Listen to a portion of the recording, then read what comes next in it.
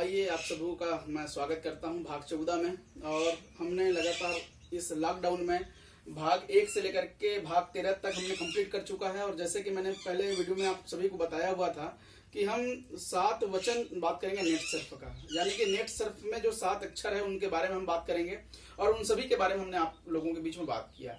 फिर अभी हमने देखा, अभी हमारे पास सीरियल चल रहा है रामायण का, जिसमें भगवान श्री रामचंद्र को 14 वर्ष का वनवास मिला। हम उनसे प्रेरित होकर के 14 भाग बनाने का हमने एक प्रयास किया और आज हम 14 भाग में पहुंच चुके हैं। आज आप जैसे 10 बजे आपने सीधा हमारे देश के प्रधानमंत्री श्री नरेंद्र दामोदर दास मोदी जी को आपने सुना कि उन्होंने भी 7 ऐसे तरीके बताए जिसको हमको पालन करना है। 7 नियम उन्होंने बना के गए, उसको पालन करना है। यानी कि अगर मैं देखूं कि नेट सर्फ का 7 वचन और हमारे नरेंद्र मोदी साहब का 7 वचन, 7 और 7 14 होता है। और इस 14 भागों में हम आपको बताने का प्रयास किए कि नेट सर्फ क्या है, नेट सर्फ को हम कैसे कर सकते हैं, क्यों करना चाहिए, कैसे करना चाहिए, इन सारे चीजों में हमने आपसे बात किया। कुछ बेसिक्स भी हमने पिछले भाग 13 में बात किया। इन सारे चीजों को बात करने के बाद हमको एक ही चीज समझ में आता है कि बिजनेस बहुत बड़ा है, इस बिजनेस में हम अपना कैरियर बना सकते हैं।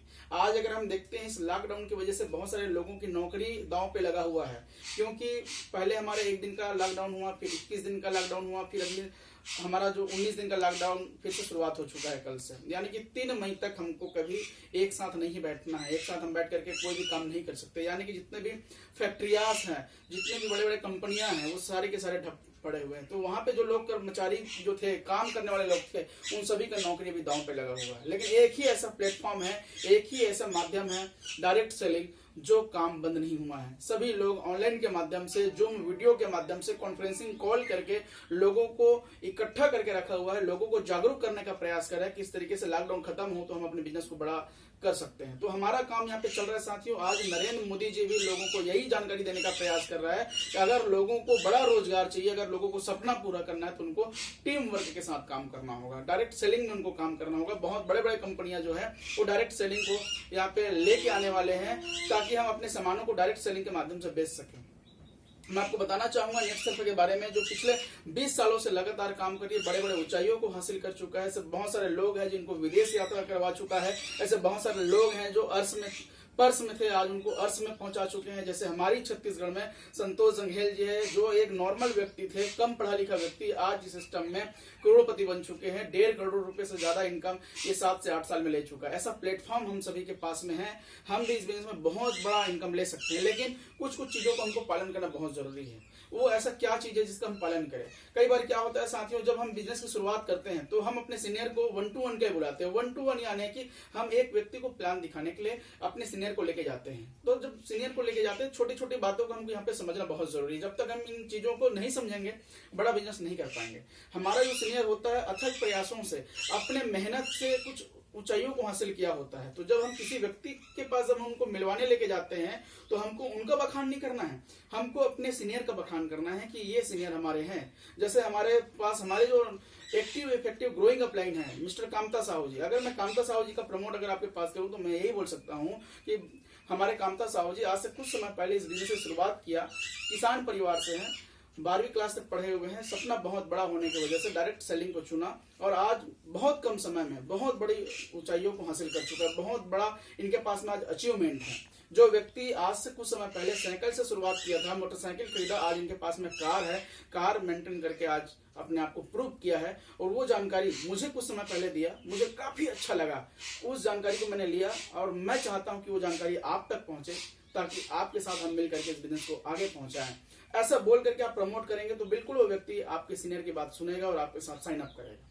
महत्वपूर्ण बात एक और देखना है कि हम किसी के ऑफिस में जाते हैं या किसी के घर में जाते हैं तो हम उसके जगह से हम उसको उठाते नहीं। आप किसी के घर आप गए हो, मतलब राजा वही है उस घर का, आप लोग तो मेहमान बन के गए हुए हैं। तो वहां पे आपको एक काम करना है, आपका सीनियर जैसा भी बैठा हो, जिस व्यक्ति को प्लान दिखाना है उसको उठा करके उनके राइट साइड में बैठाना है, ताकि वो उसके राइट साइड में बैठने की वजह से क्लियरिटी के रूप में उसका प्लान देख सके और आपके साथ साइन अप कर सके।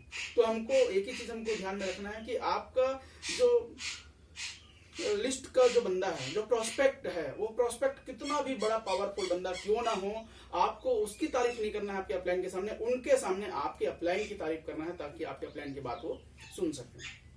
दूसरी बात, जब भी हम अपलाइन से मिले तो एक नए एनर्जी के साथ मिले कि यस आप मेरे अपलाइन हैं। लोगों को देख के लगना चाहिए यार वाकई में जो बंदा आया हुआ है कुछ खास बंदा है, तभी ये बंदा अपना काम छोड़ करके उनसे मिलने चला गया है।